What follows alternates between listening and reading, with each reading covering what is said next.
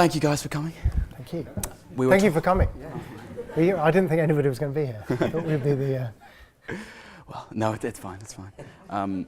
We were talking just upstairs that you said that the performances that you remember are only the ones where it actually went horrifically badly. Which ones do you remember? The worst ones? Yes. Birmingham Lights Switch On. Yeah. Birmingham Lights Switch On was a bad one. We were kind of at the top of our game. I think we had 3 top 10 singles in about 6 months. That time, like She's So Lovely and Heartbeat. And I was really looking forward to this because it was a massive show, and there was I suppose can only be described as an epic technical failure. So we came on and could hear everything, but the 10,000 people in front of us could only hear Pete's drums. Epic.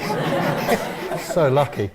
And we didn't realise that, so we played full on for 20 minutes, giving it everything we've got. And I did think the crowd were quite quiet. I think they did sort it out in the end, I think, didn't they? I don't think they did. No, I think that's just what they told us. I had fun. We didn't get asked back. No. So. That's one. Do the others have favourite memories? Yeah, Worst I memories? remember Roy ripped his trousers in front of probably about how many thousands? It was at Wembley Arena, 20,000 Girl Guides. Pretty much from the top all the way to the bottom. That was. They were quite tight, and I've never been the slimmest person. I always end up wearing jeans, which are too small for me in a bid to be a pop star. Yeah.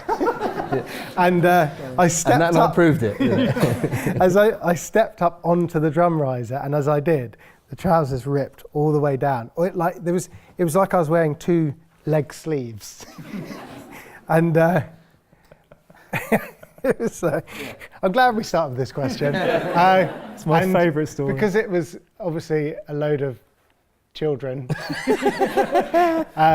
I ran off to our guitar tech and I just went, fuck. I had at Wembley, the dressing rooms are so far away from the actual stage, I couldn't go and get some other trousers. So he said, he looked at me and just went, come here. And he just gaffer taped my trousers up. And he was a pretty unreliable tech in every aspect. Yeah, he still is, yeah. But just the fact that he saved me there, he's always been our first choice. Yeah. So do you remember any really, really good performances? Or any really memorable places? We've been so lucky to do Glastonbury, all the big festivals. We did the most number of people we ever played to was at Buckingham Palace at the Olympic handover. Which was quite, apparently there was 2 billion people watching, which is the last thing you want to hear when you're going on set. And we had to doing a cover of London Calling. we were so bad as well. We had to do She's So Lovely, obviously, and a cover of London Calling. Yeah.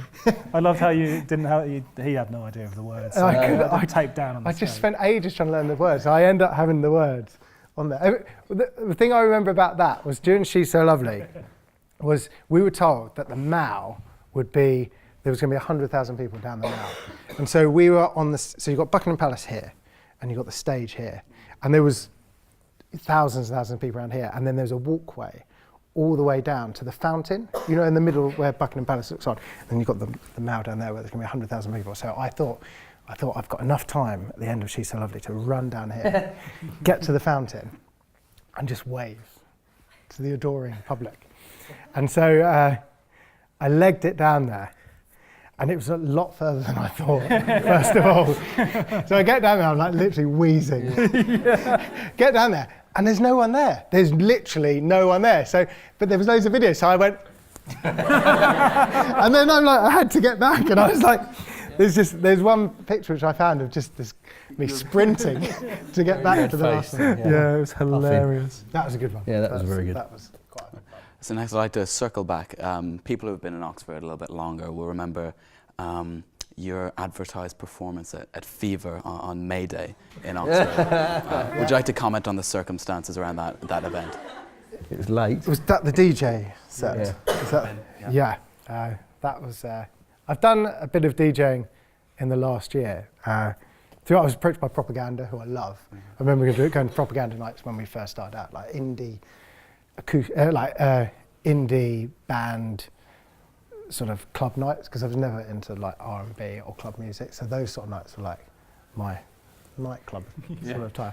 So it was amazing to do some DJing. So I said yes to just loads of DJing to try and get good at it. But Fever was, I'm probably going to give up DJing, but I was saying before that at Fever, I think I met some of the drunkest people I've ever met, like in the history. And he's met a lot. Yeah,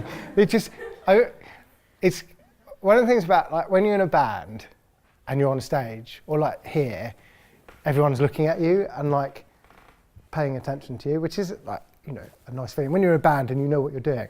If you're a DJ, and a bit of a shit DJ like me, you don't really know what you're doing. And no one really cares. No one's really looking at you. And I remember at Fever, as I was doing this for about 10 minutes, these two people were just like drunk kissing in a way that I could own. It was quite biological. And they were just right in front of me for about 10 minutes. That was Awkward. What a memory.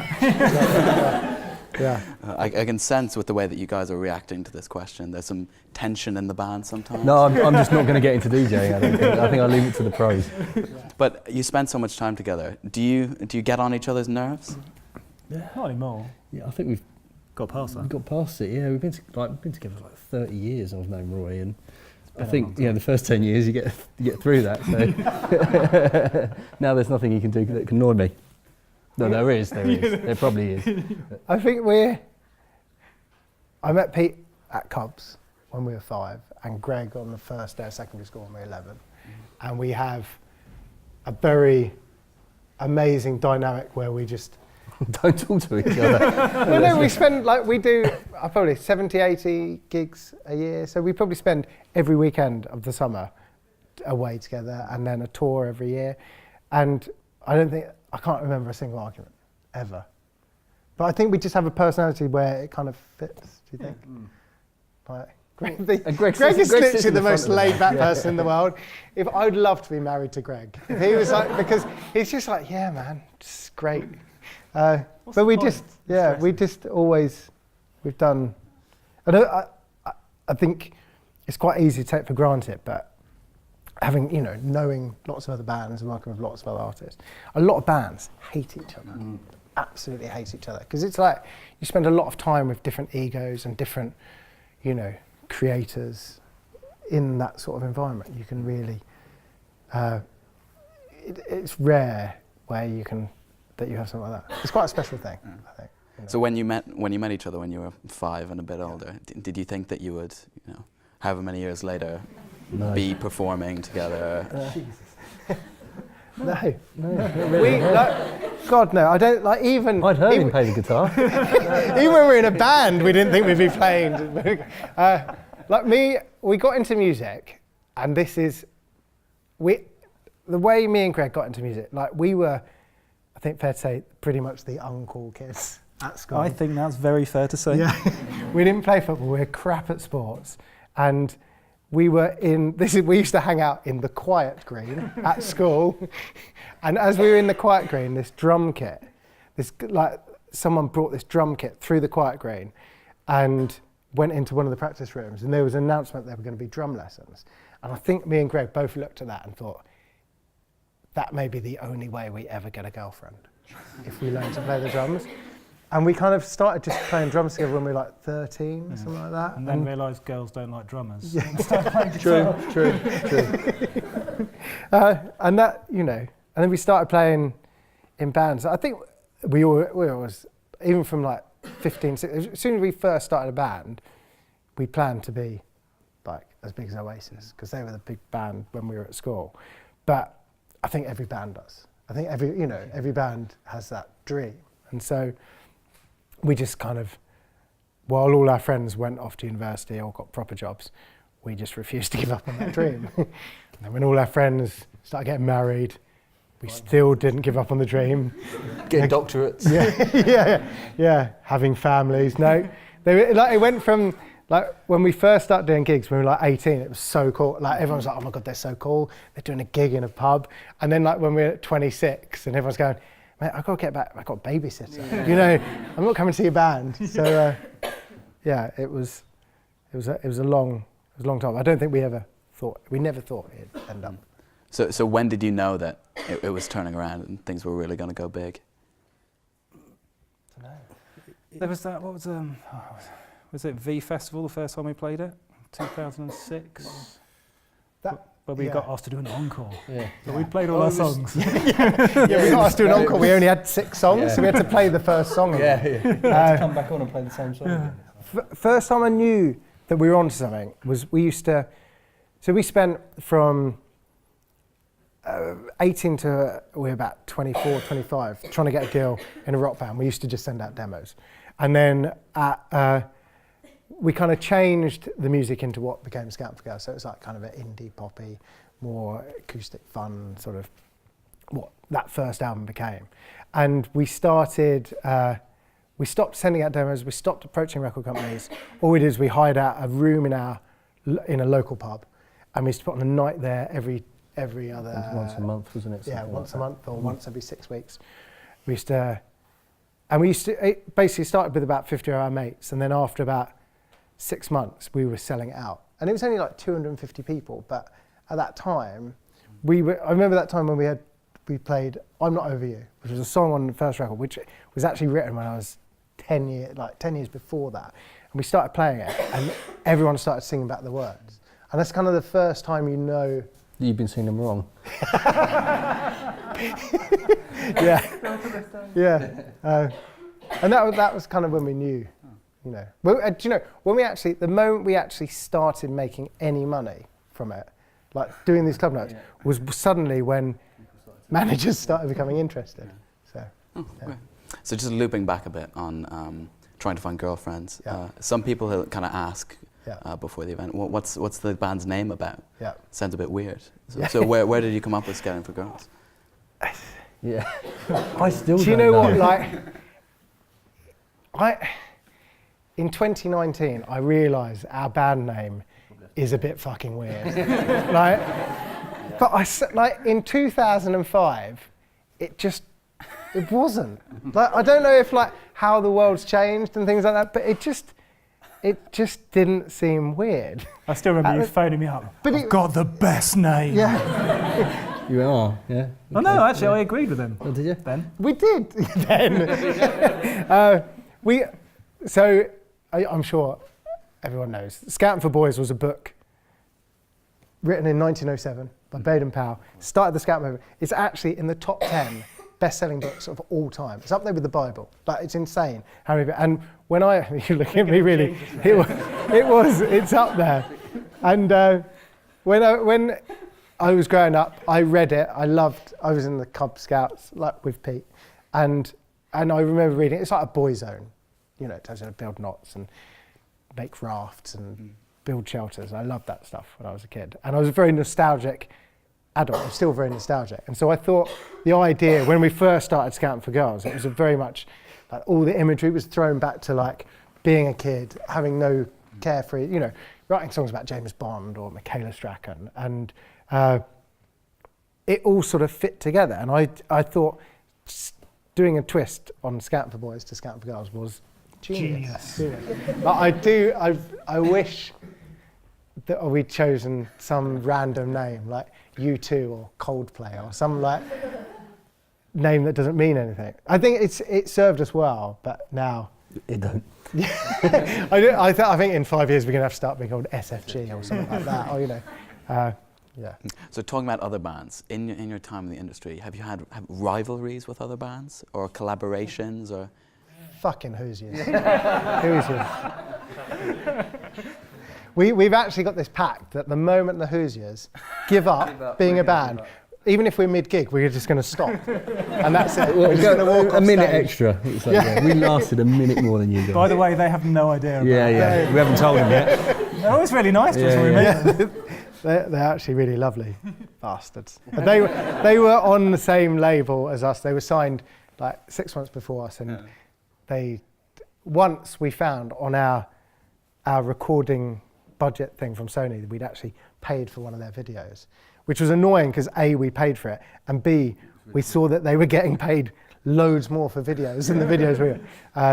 So they were always our big arch rival. Plan B were another massive rival. Again, no idea. Yeah. They probably don't even know who Scatting for Girls are.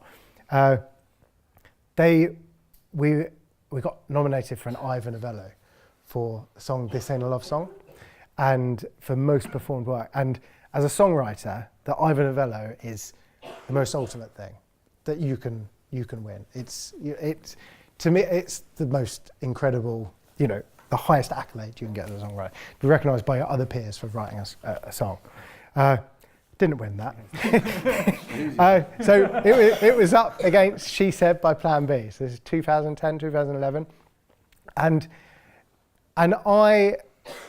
my manager had basically kind of suggested that it was in the bag, that I was going to win it. So I was there waiting to go up. Even we came. I know. Yeah. It's not often we come. Yeah. So we were there at the table, literally announcing the winner. And it announced it was Plan B. So I literally did that Joey moment in Friends. I was like... and then to make matters worse, he went up and did the most incredible, powerful speech about how this was going to help the kids from the estate where he grew up. And had you planned a speech? I had. It was rubbish. It was a good job I didn't win, because it was like a mildly drunken thank you to various people. I've always wanted to win this. I want to know what to say goodbye. That would have been it. And his speech was so good. I turned around, looked at my wife. She was crying. I was like, look what she could have won. yeah, he's another one on the list. Yeah. No, I never met him. Actually, I did meet him once. Actually, he looks really hard. Yeah. Edit that out. Love Plan B. Yeah.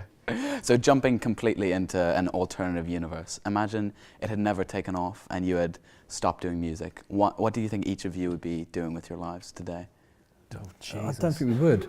I think we'd still haberdashery. I think we'd still be doing music. Yeah, I think we would. Literally. We never had a backup plan. We still don't. Even if like the plan was always to we just worked part-time jobs, and we did. We never ever imagined that we would have had the success that we had in 2000, 10 years ago.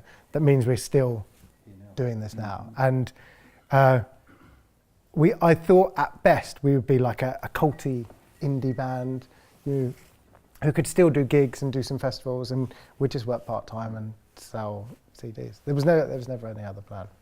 So you're sure? No aspiring dentists or anything? Yeah. I have no other skills at all. Yeah. We are. I barely have music skills. Harsh, but fair. We are so unemployable now. Like we're in our late 30s. We have nothing. You have to come to the gigs just to keep us off the dole. Like. Do you need someone just to come in and drink beer? Because that's pretty much all I can do. Right, well, fine, yeah, I guess. So you mentioned you were inspired by like the nostalgia of Boy Scouts. Yeah. How else do you get inspiration for your songs? That first album was written about writing songs that would make my mates laugh down the pub and to sing along, and about pretty much the first ever heartbreak I ever had.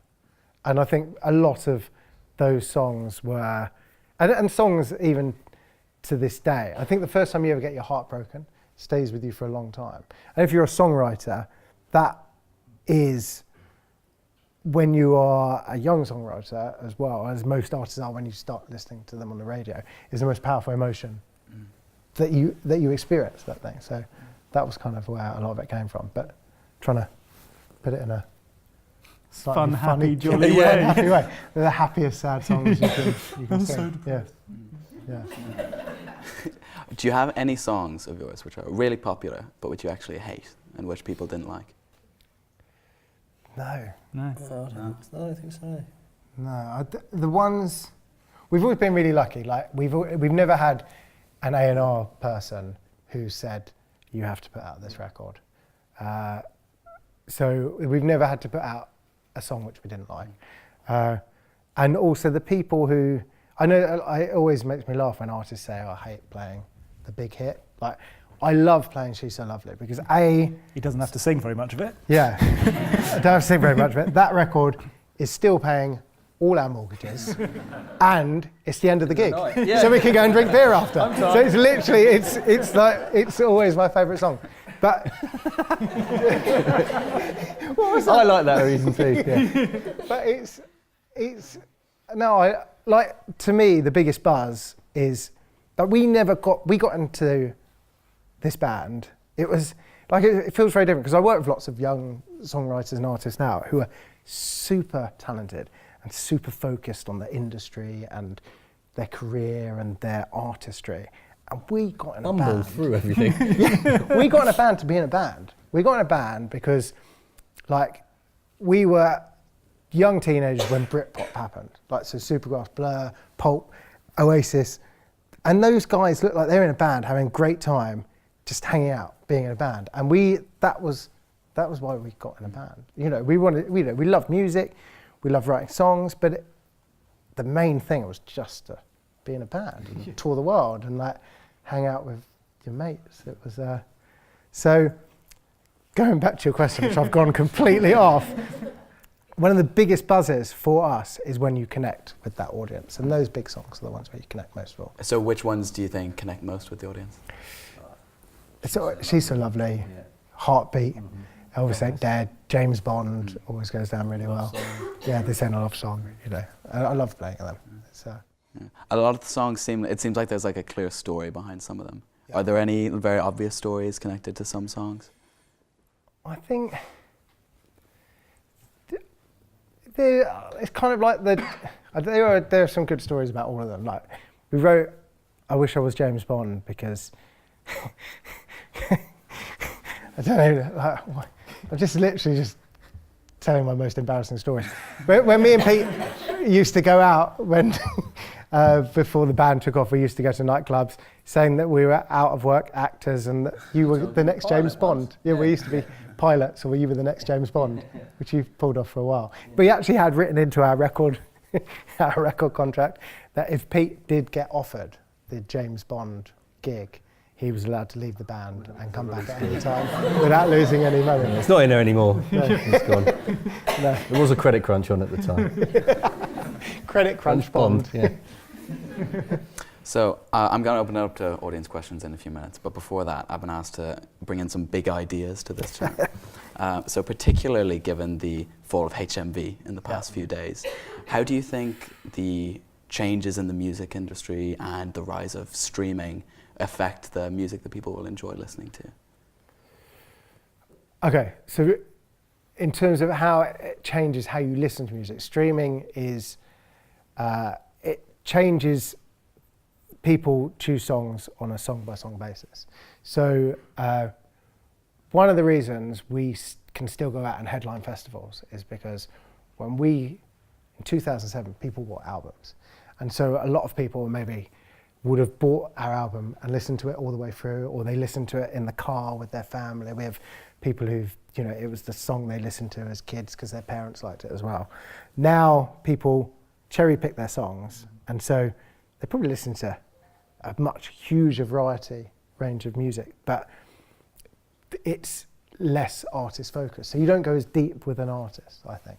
I don't think you have the same relationship as people maybe did 10 years ago, because why do you want to listen to, an album cut, a couple of album cuts, when you could be listening to this amazing other single, and it's all there for free? Like, I think that's how it changes for me, streaming. Well, any other thoughts? Tapes. I think they're going to make a comeback. They are. We did did release our last album on tape, and literally the reason why people release the albums on tape, because I was like, they're so cheap. Literally, like, they're 20p to get them done, and then you sell them as a bundle, and it's like £10. Brilliant bit of merch. Stop giving away the secrets. You're the only one with the Walkman. I found my old Walkman and actually checked the tape, but it did work. But I reckon that most of them don't. I do. I reckon most of them don't even get tried to be listened No. to, I think so. apart from by Jamie with the tape player in his car. Yeah. All right, let's open it up. If you want to put your hand up to ask a question, there'll be a microphone that comes to you. Just make sure that you say standing while you ask the question. And we'll go, just over here.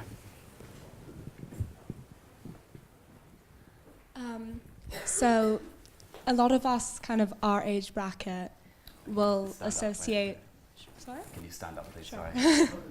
Will associate She's So Lovely with the iconic stuffed olive scene in Angus Thongs and Perfect Snogging. Did you know when that movie came out that it'd have such a kind of cultural impact? I thought it was a scam because I kept saying people saying it reminds me of this. I'd not seen the film, so I was like, well, "What is it?" And obviously, I've seen it now. It's great.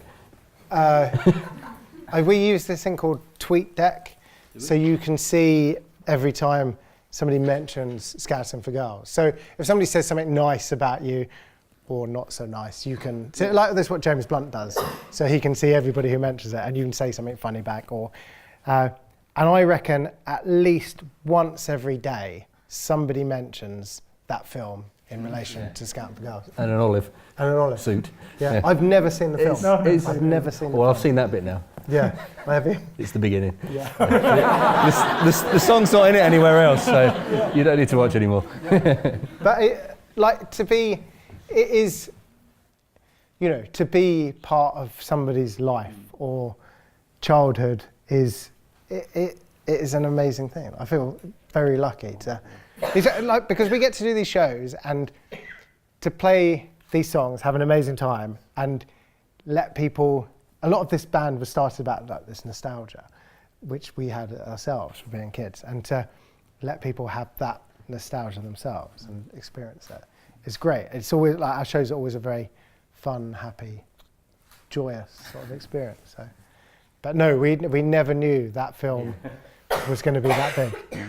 So speaking of like Twitter and other kind of, you're very public facing. Do you get a lot of abuse? Do you have any nasty comments? Not as much as I would like. To be like, just because. You are still using MySpace though. That's the problem.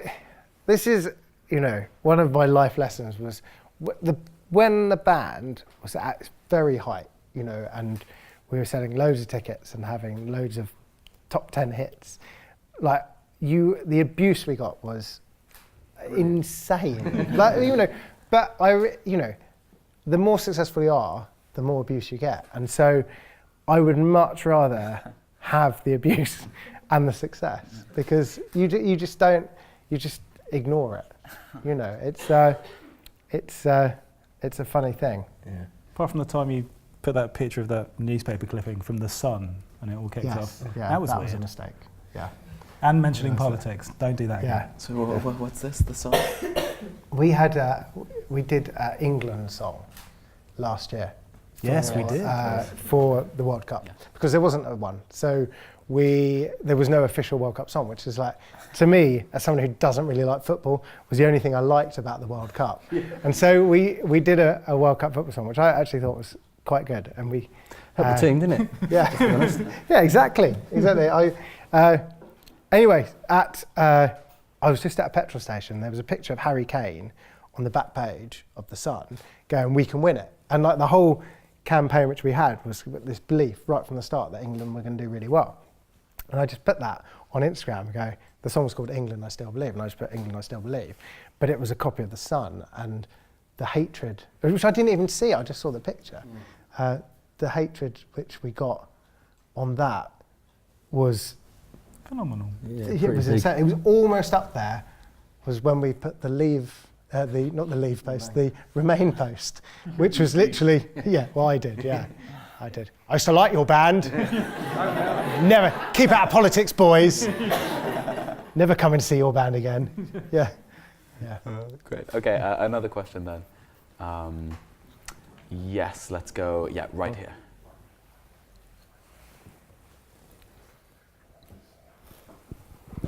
Feels a bit unnecessary standing up, but there you go. So you said that you kind of changed your sound a bit to being kind of like indie pop. So what was your kind of sound the first few years, or how do you feel like you've changed from then to kind of your peak, as you say, to now maybe? From our peak to now. Wow.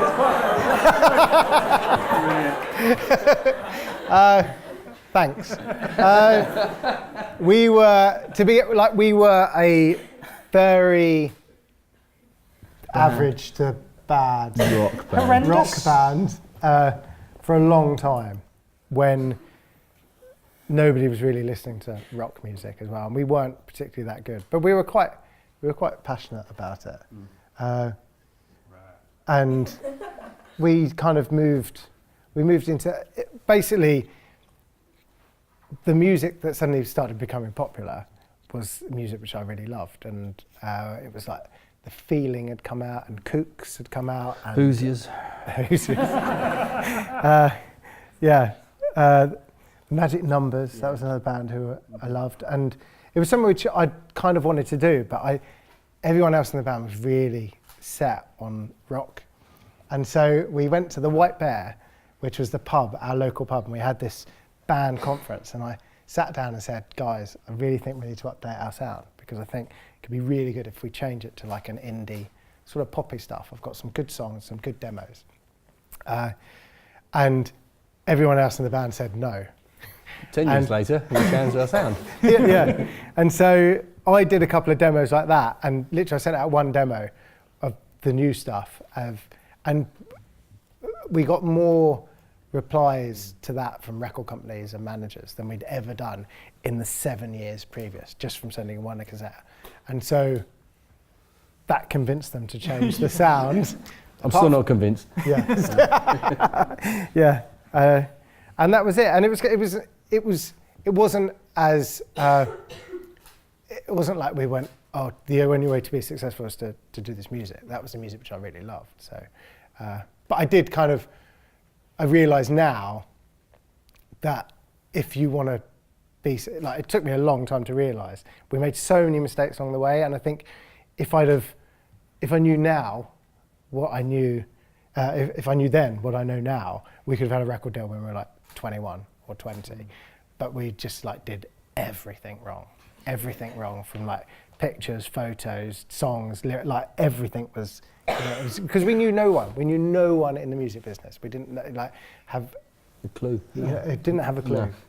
Still, but yeah. So that's kind of where we did. And then I think since we did that, the first album is a weird thing because that album was written over 2 years. So like She's So Lovely, Heartbeat, Elvis Ain't Dead, and when we signed our record deal, we went straight into, we didn't do any writing, we signed a record deal on the Tuesday and went into the studio the following Monday and recorded it in 6 weeks. And that was it. There was no writing. It was like, that's done. Whereas now, you sign a record deal and you go and write songs for like 3 years and eventually you release a record.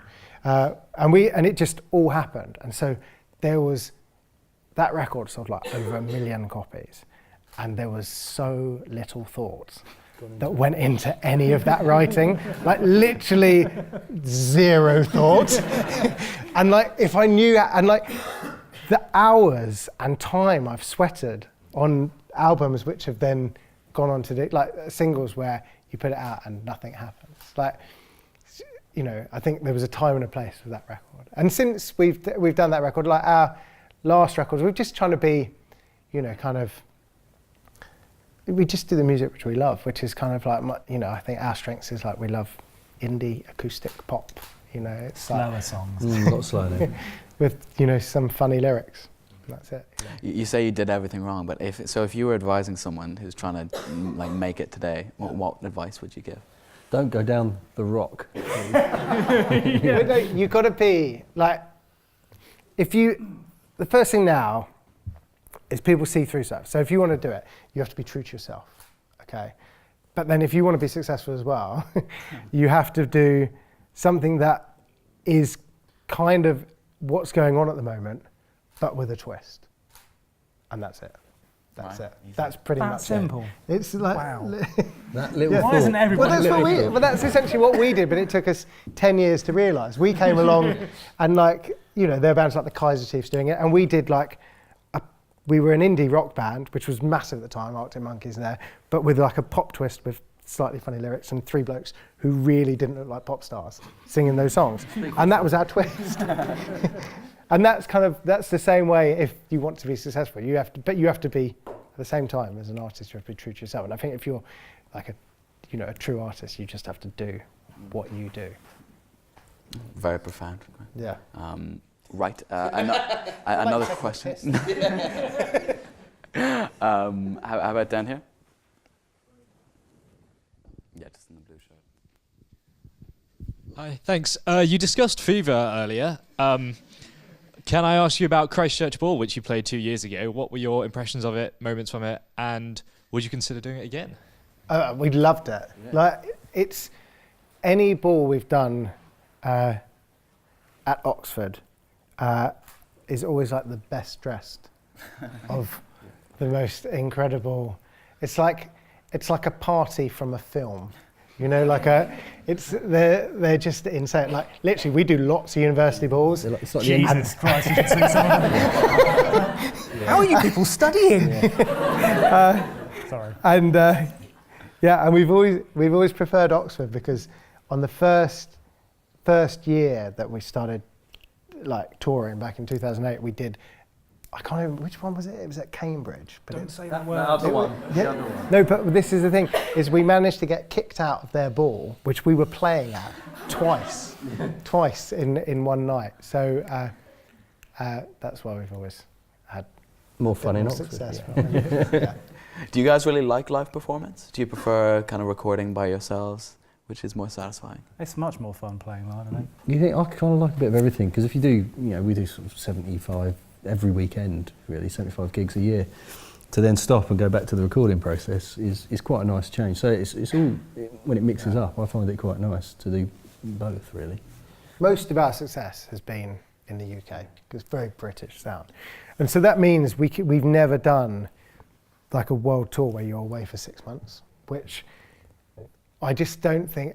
When we tour, we do like 3 weeks, 4 weeks. It's like a really good holiday, with free beer, and you're getting paid. I It's could like not take 6 months of touring. 6 months. I just don't It would think kill me. it would take the It'd take the fun out of It would it. kill you. Yes, it would. It would be.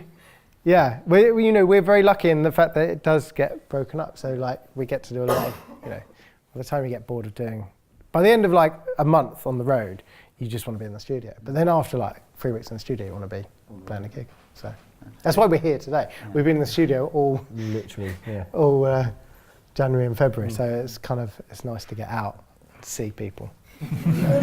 So, yeah. So you perform so much. Does it get mundane? No. No, I don't think so. It's like, it's always like, I think because we have such a beautiful balance with our band that, we're not playing every night. And we pretty much say yes to everything. Like we probably turn down maybe 1 or 2 gigs a year, and that would be important things like someone's, we'll be at a wedding or it would be one of our kids' birthdays. But most of the time we just say yes to everything just because we love doing it, and it's much more exciting doing that. Because if you just do massive festival after massive festival, they generally tend to feel like the same. You're playing there. But when you go and play like in a library, or if you play in Fever, that was an experience. Or you do a festival like we've done turned up to do like a festival in a village I've never heard of, ever even heard there, and there's 5,000 people, and it's amazing. And the dressing room is actually at somebody's house, and you're staying at somebody else's house. That was awkward. that was really awkward. It was really awkward. Take your shoes off. that was actually a bit awkward. But you remember the dog pissed itself? It was, that was a funny one.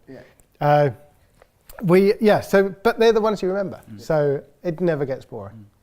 When you've written a new song, but it's the first time you're performing it, Yeah. do you find, are you ever surprised at the reaction that you get? It's always bad. It's pretty much when you play like a new song, because most people are used to the songs that you're playing. Even when we first played She's So Lovely, I mean, when we first time we played Heartbeat, which probably is our second biggest song, our PR girl at the time sat us down and said, "Guys, I really don't think you should have that song. I don't think you should be playing that song. I just think it's really shit." And I'm going, Nick, can you remember? Yeah. She was like, Sacked her now. She's gone. She's no longer in PR. yeah. And so, generally it takes a bit of time for people to like them. And do you know what? And sometimes the songs, which do go down really well live, when you actually record them, and you think, this is going to be a massive smash, because you play it at a festival, everyone's loving it. Doesn't always translate. So it's it's a bit of a lottery. So when you are putting together a song, are there Yeah. people that you always show it to? Is there someone who's always the first audience? Or do you just kind of make it and then show it to the world? We send it to our manager, and he's pretty grumpy with songs, so he always thinks it's pretty bad. If you impress him, you know it's onto a winner. It's always, the thing is, when you first start writing any song, I don't know if anyone writes songs out there, but I find that with a lot of other songwriters, is the song you're writing at the moment is the biggest hit you've ever written. When you start doing it like, this is the one, back in the big time, boys, come on. And it's only as you get further and further down and you sort of live with it for a while that you kind of realise, oh no, this is just another song. You know, it's a fun one, or it'd be good for the album. And so I try and not get that moment until a long time. So I don't play it to anyone apart from my kids in the car. They listen to a lot of crap songs early on, but they're brutal. So they are, they tell me if it's rubbish. Yeah. Shall we see if there's another question from the audience? And yeah, just right at the back. Guys, you mentioned playing an Oxford ball and you enjoyed it. Would you please consider playing the next Lincoln College ball? I work for the college at a discount because we get no money. Please consider it. If you want to respond to that, or we can... We actually say that we are kings of Lincoln whenever we come back, because like Lincoln is one of the first places that ever sells out, apart from Oxford. And that is true, actually. Oxford, Norwich, that sounds and like Lincoln. something we would just say because we were here, but Oxford and Lincoln, for some reason, they love us. Definitely, we'll be there. I'm sure we've done it. We must have done it. Okay. All right, any questions? Yeah, there's a hand over there. In the years before it fully took off and you were kind of working on it all, what kind of really crap jobs did you have, and do you have any funny stories about them? You worked for Threshers. Yeah. At one point, we all worked for Threshers. With Freshers, which was an off license, which basically went bust. I know. No, mate, we're old, mate. Yeah, okay. And it actually, I'm pretty sure it has nothing to do with us. It went bust fairly soon after. It's really weird because they stock take. Yeah. The one we worked at. Yeah, I thought after I left especially, that the company would do so much better. At one point, we all worked for the same shop. I worked for Greg. Yeah, you worked That's for how Greg. depressing it got. Yeah, you were rubbish. Yeah. I hated it. I worked for Iceland for a while, nights. That was good. I worked for Carphone Warehouse for a long time. There are still people, when I tell that, people who come up to me and complain about the insurance, which they used to sell. And I pushed supermarket trolleys at Sainsbury's. We did jobs that, I did a long time at Carphone Warehouse, so I'm very fond of that company because I had a couple of bosses who kind of believed in me and they let me work whatever hours I wanted, and so I could work weekends. And Monday to Friday I was just doing the band. And so if you get a sink. You can buy that house in the Bahamas. Do you know what they did use one of our songs on the Carphone Warehouse thing? There was another guy because I did. It's Bubba Ranks. Yep. Yeah, who was basically a dancer in a Peter Andre movie. He was the rapper in Mysterious Girl. Yeah, he worked for Carphone Warehouse as well. So, that's the two claims to fame from Carphone Warehouse. That's it. Yeah.